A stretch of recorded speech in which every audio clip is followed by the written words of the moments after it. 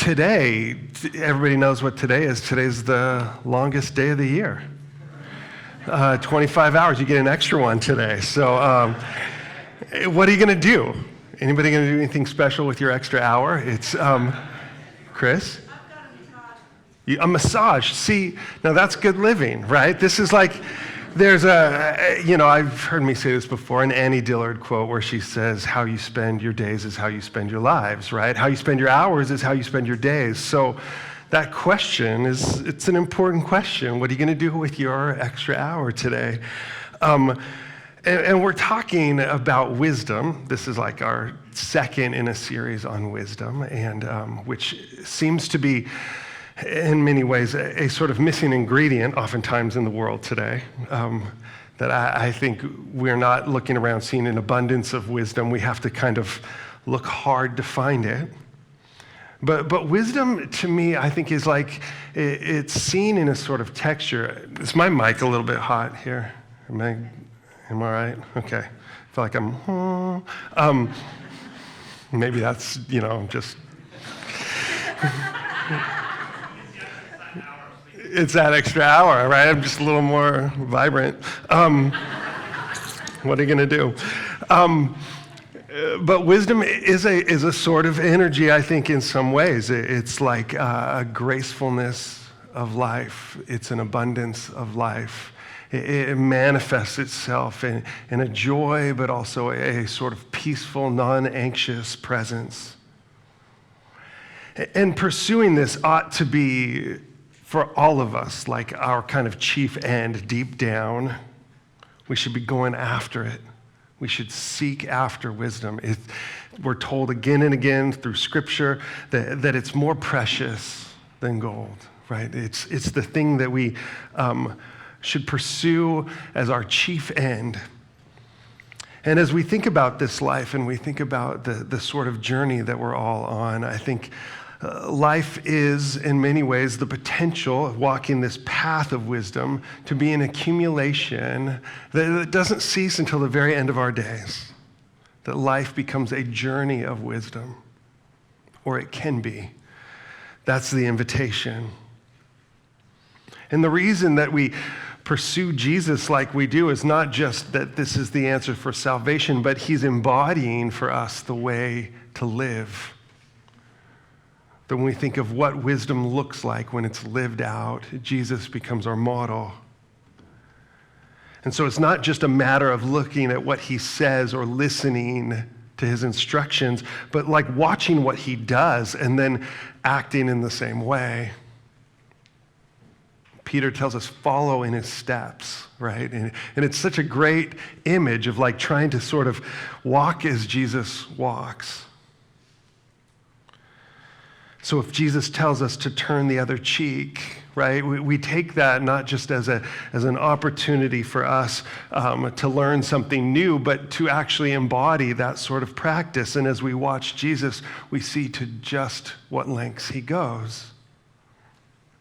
He tells us, no greater love has man than this, than to lay down his life for his friends. But Jesus does more than just teach that, right? He does that. And for us, as we're talking about wisdom, we're not trying to accumulate some, greater knowledge base. We're talking about how do we digest these things so that it actually manifests in our life, in our days, in our time. How do we live lives that are wise?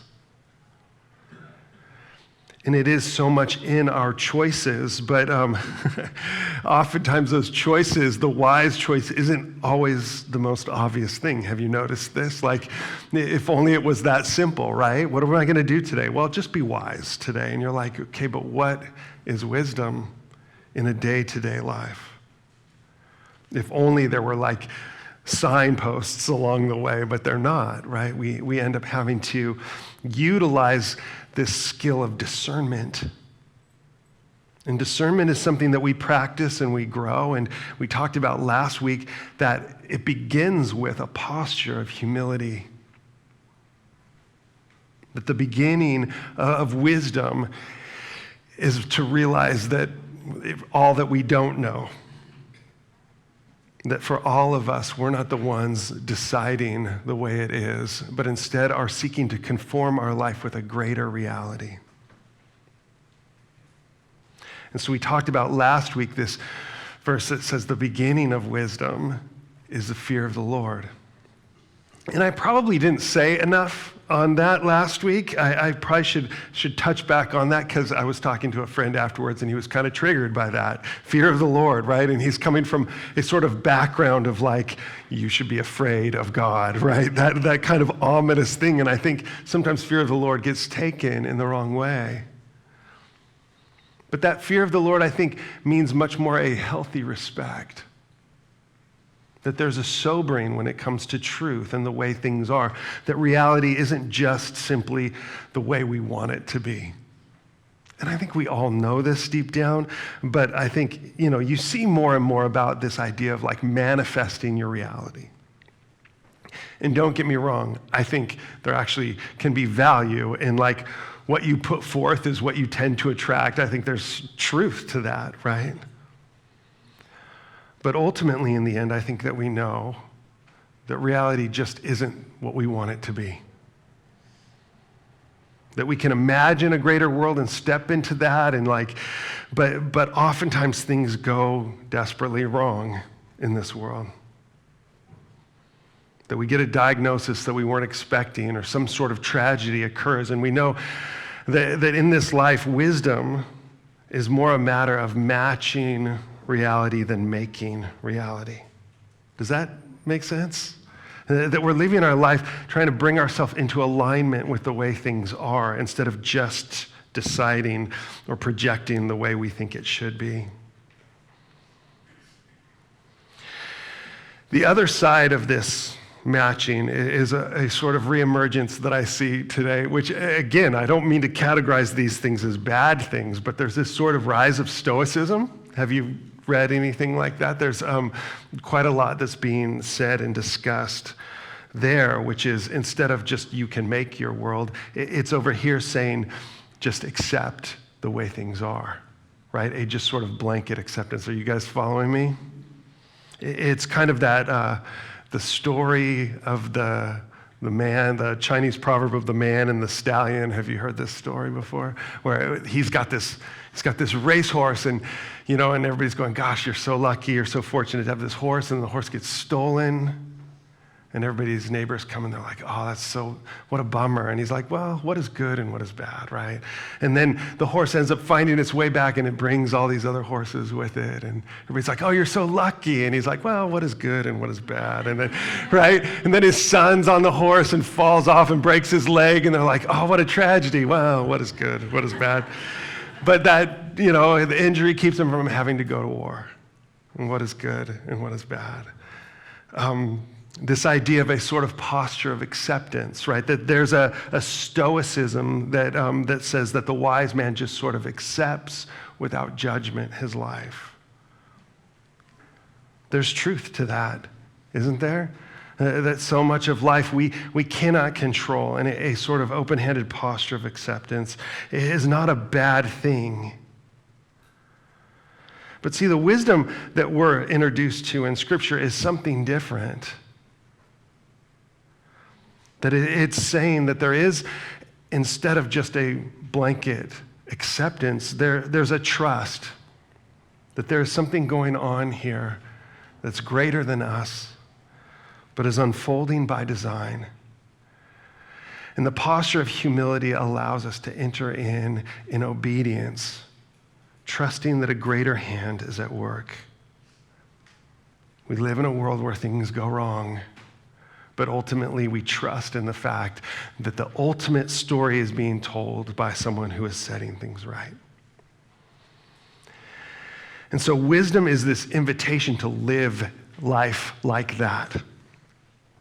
Live life in accordance to a designer who is at work, who we trust knows more than we do. And that even when things are suggested to us that don't quite make sense, we then, in obedience, step in and follow that calling, follow that shepherd's voice. This is the way of wisdom as it's presented in Scripture.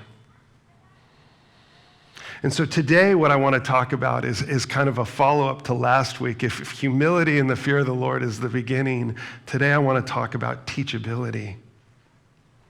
How we bring our life into that place where it is aligned and congruent with what God is doing.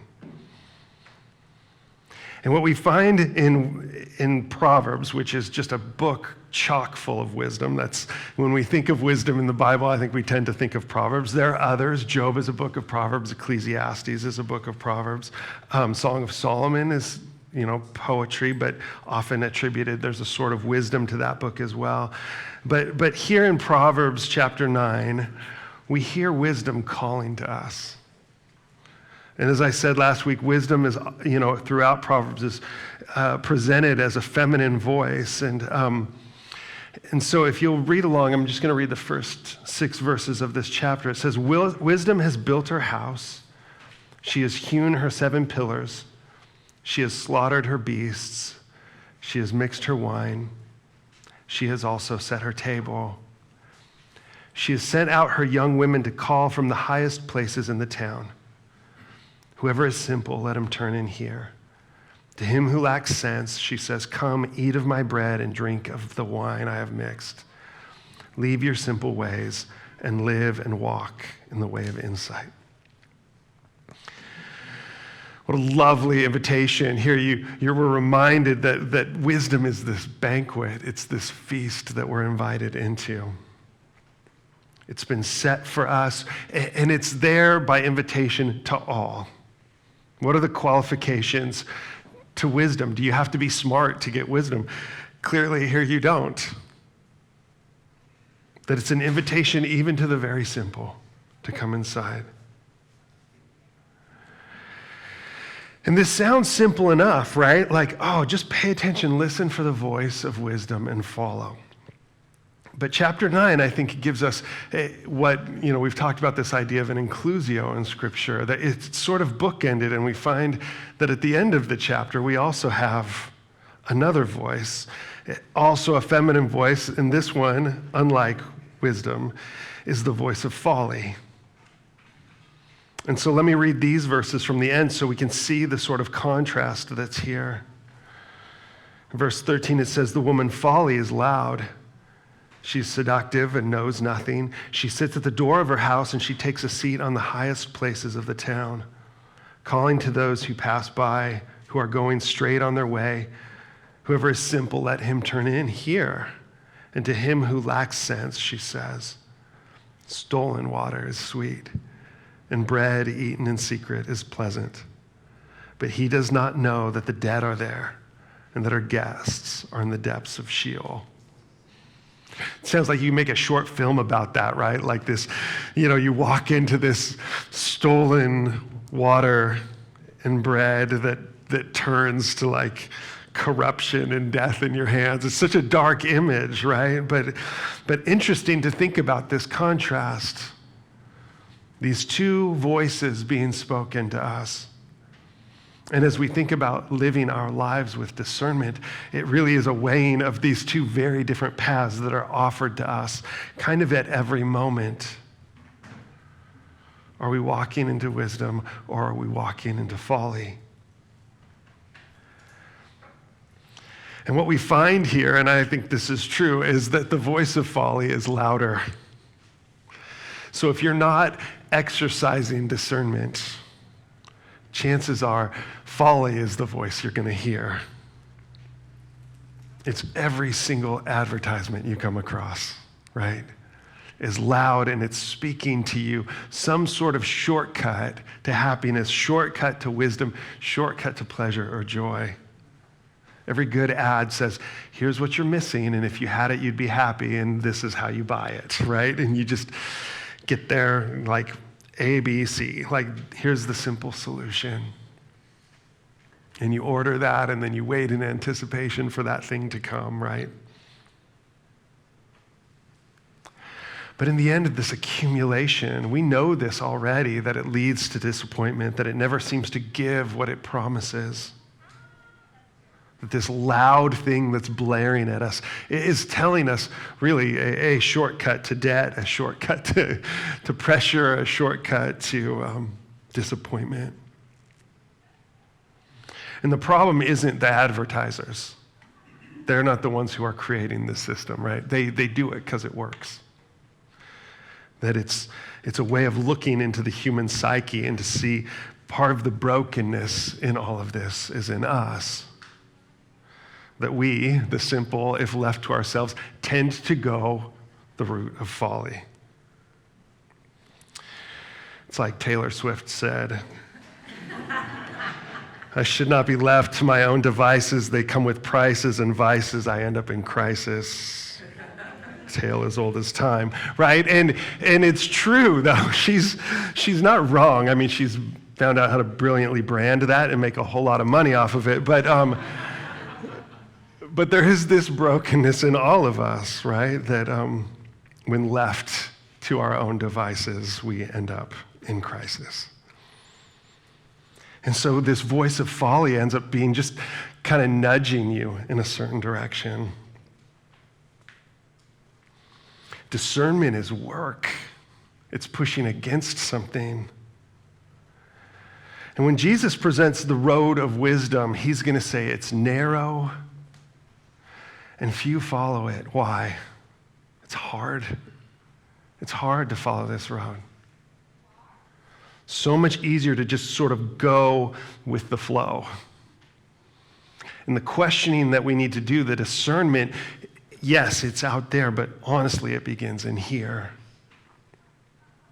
By checking ourselves, second-guessing ourselves and our own motives. I love this quote by Chesterton where he says, a man was meant to be doubtful about himself, but undoubting about the truth. And that this has been exactly reversed. Nowadays, the part of man that man does assert is exactly the part he ought not to assert, himself. The part he doubts is exactly the part he ought not to doubt, the divine reason. And Chesterton is saying that wisdom is this way of trusting God, trusting that truth, and not trusting ourselves. I mean, you get where I'm going with that, right? The motives, the impulses, the things, the desires that just reach out and grab are things in us that need to be restrained. Proverbs 14:12 says, there's a way that seems right to a man, but its end is the way to death. And this death that we see, this warning, what does that really look like? And I think sometimes we can tend to take the metaphor too literally, although, plenty of people do foolish things that lead to actual death, unfortunately. But I think what it's getting at there, that the folly or this self-pursuit leads us not just to a place of disappointment, but really to a place of isolation and separation. That deadness throughout Scripture is this like withdrawal from the life. It's a breaking, that sin ultimately, this separation from God itself, it's this independence that makes us pull back from the thing that we desperately need to give us life, which is love. And love is hard work. Love is sacrificial. Love requires laying our lives down. And this way of wisdom is so entwined with this road of love. But left to our own devices, we pursue self. We pursue self-worship. We pursue idolatry. We pursue fame. We pursue power. And that these things in the end do a sort of damage to our soul.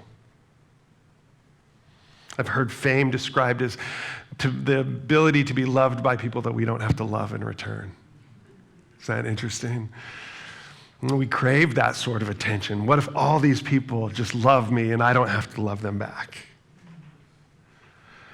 But the thing is, you see how that's creating this sort of gap or this separation from the thing that our hearts deeply long for.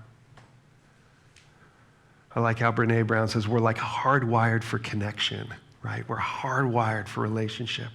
So much of the joy and the abundance of life is found in that place of intimacy, vulnerability, and connection with other people. And sin comes in, and our self-interest comes in and wrecks it. This way of folly is like a shortcut. Stolen waters are sweet. A shortcut to the thing that we think we want, right? And you go, this is the whole thing behind like adultery or pornography or any of these things. It's a shortcut to pleasure. It's a way of tasting the fruits without paying for it. It's a way of refusing to take responsibility. But what we come away with is something broken, something artificial, something that lacks the true life and depth. So the invitation here is an invitation to the things that our hearts so desperately want, but oftentimes aren't disciplined enough to go after and to chase. It takes work. It takes discipline. And it comes down to how we live every single day.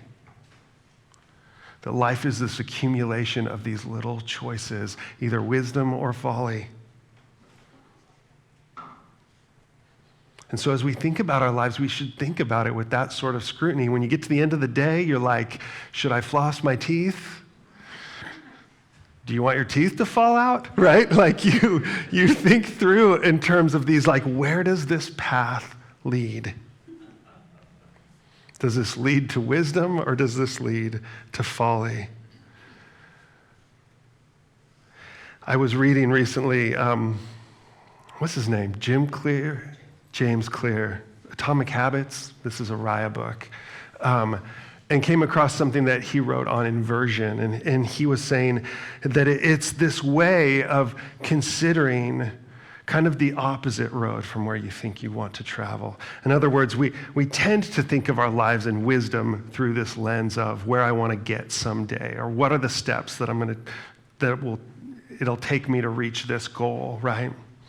But he's saying, what are the steps that will take you the other way? This is what inversion asks.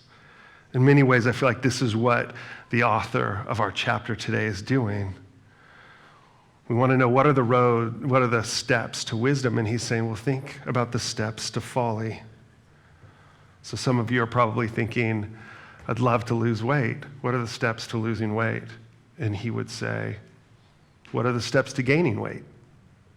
What would you do if you wanted to gain weight?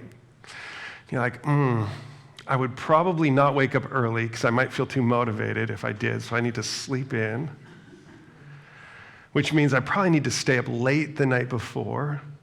It probably means anytime I'm hungry, I just reach for something easy and quick and eat that because that's going to make me feel bloated, and then I'm not going to want to get off the couch. I probably shouldn't go outside because that'll involve too many steps. So I'm just going to sit on the couch and do nothing, right? That's inverted thinking. If you want to gain weight, that's the way to do it, right? And some of you are thinking, I want to lose weight, but when we look at how we behave, we're like, oh no, I'm actually going the other way. Here the author of Proverbs is saying, consider the way of folly, the way of avoiding responsibility, the way of taking what is not ours rightfully, finding a hack, finding a quick cheat to getting that pleasure. I read this quote this week from Jonathan Sacks. He's a rabbi who says this. He says, the sages said that whenever we see the word, the Hebrew word, vayehi, and it came to pass, it is always a prelude to tragedy. Leaders don't wait for things to come to pass. They say not vayehi, but yehi, let there be. That was the word with which God created the universe. It is also the word with which we create a meaningful life, one that leaves the world a little better for our presence. Isn't that interesting, that Hebrew word? And it came to pass. And what is he getting at there? He's saying when we approach our life with this sort of like, well, let's just see what happens, generally that leads to tragedy. But when we say, yehi, let there be, this is when we're stepping into something similar to God's creativity. This is where we have the opportunity to bring into this world beauty. This is where wisdom flourishes. And what is the key to this? I told you already, we would talk about day 2 on wisdom. What is the key? I think it's right in the middle of this chapter. The difference between those who are wise and those who succumb to folly is in these verses here. And you're not going to like it. I'm just going to warn you ahead of time. But this is in verses 7 through 12. Whoever corrects a mocker invites insults. Whoever rebukes the wicked incurs abuse. Do not rebuke mockers, or they will hate you. Rebuke the wise, and they will love you. Instruct the wise, and they will be wiser still. Teach the righteous, and they will add to their learning.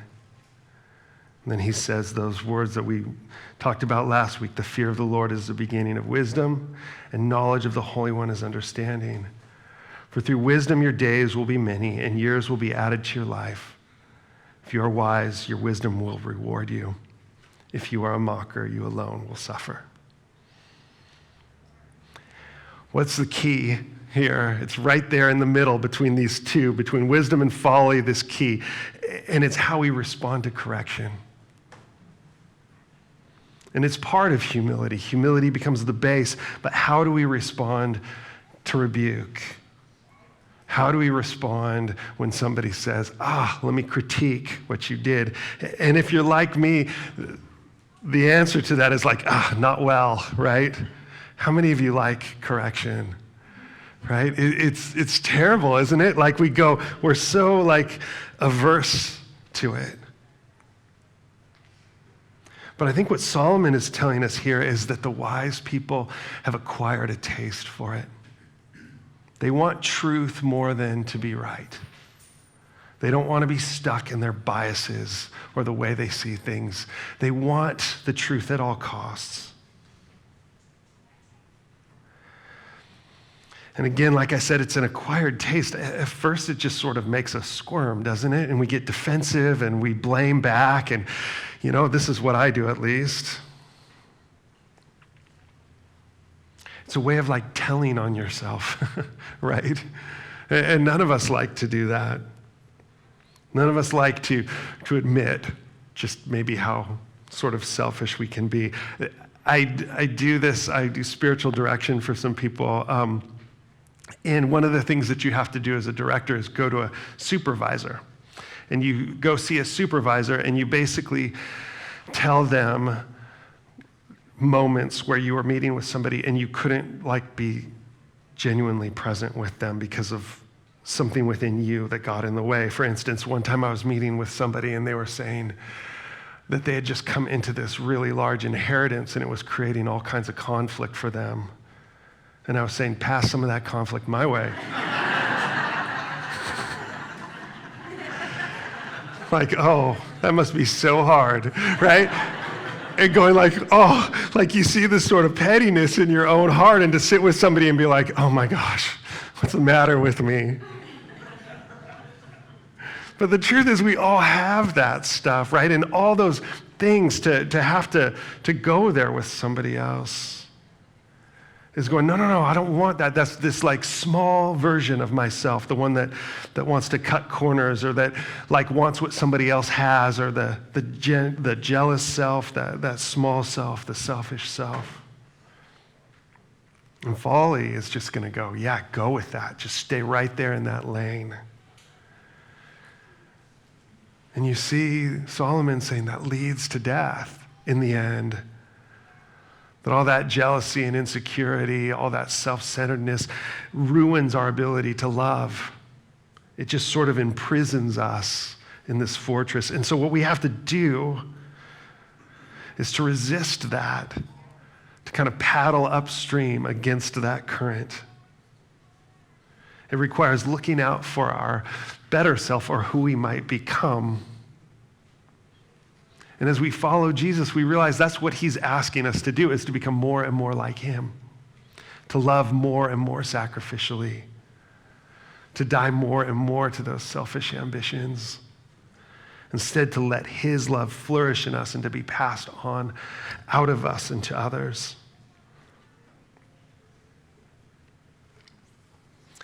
I tend to avoid conflict and I tend to withdraw. And I think it's easy to sort of rationalize this behavior as something sort of noble when really in the end, it all sort of imprisons me. I can tend to avoid conflict by not speaking truth and constantly changing what I'm saying, only to find, like deep inside, that I'm not living in that place of integrity. So instead, what I'll choose to do is just avoid other people that create conflict, and I'll just kind of ghost people and separate, right? These behaviors are the way the self protects itself, the way that folly flourishes. But the way to wisdom is this embracing of a teachability. There's a wonderful little Ted Lasso moment where he's standing there with Nate, if you've seen this show, and Nate is so angry, and Ted's saying, "What is it? What's wrong?" And then he says this line, "What do I have to learn? Help me learn." And I think that for all of us, if we're thinking about wisdom, it's this posture of humility, but then it's this pursuit. What do I have to learn here? To go after that. To walk in the way of insight. This is the invitation.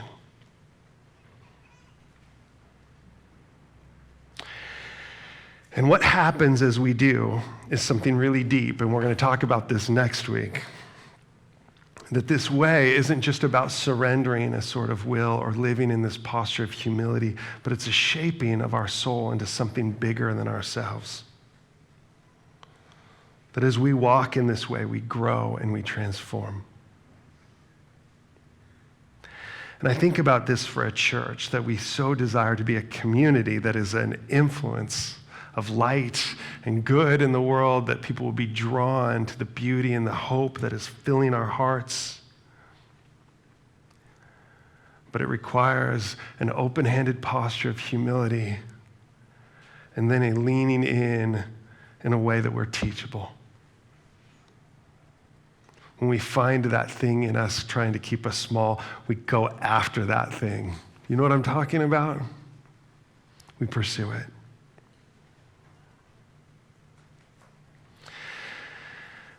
Next week, we're going to talk about transformation.